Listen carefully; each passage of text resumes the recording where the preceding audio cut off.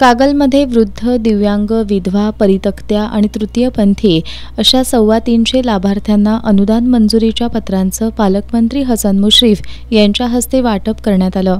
कागल तालुका संजय गांधी निराधार योजना समितीचे अध्यक्ष प्रताप उर्फ भैया माने या कार्यक्रमाच्या अध्यक्षस्थानी होते।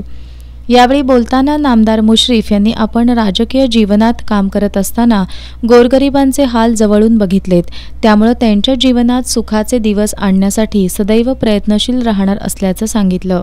निराधार योजनांच्या लाभार्थ्यांची पेन्शन 1,500 रुपयांवरून 2,000 रुपये करणं, उत्पन्न मर्यादा 50,000 रुपये करणं आणि ज्येष्ठ नागरिकत्वासाठी वयाची अट 65 वरून 60 करण्यासाठी प्रयत्नशील राहणार असल्याचंही त्यांनी सांगितलं।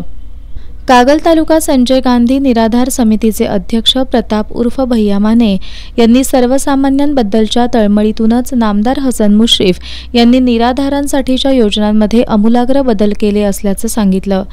यावेळी नायब तहसीलदार अर्चना कुलकर्णी, सहाय्यक आयुक्त समाज कल्याण सुरेखा डवर, माजी पंचायत समिती सदस्य शशिकांत खोत, राजेंद्र माने, साताप्पा कांबळे, सदाशिव तुकान, माजी सभापती पूनम महाडिक मगदूम, राजू आमते, साताप्पा कांबळे, ॲडव्होकेट सुधीर सावर्डेकर आदी उपस्थित होते।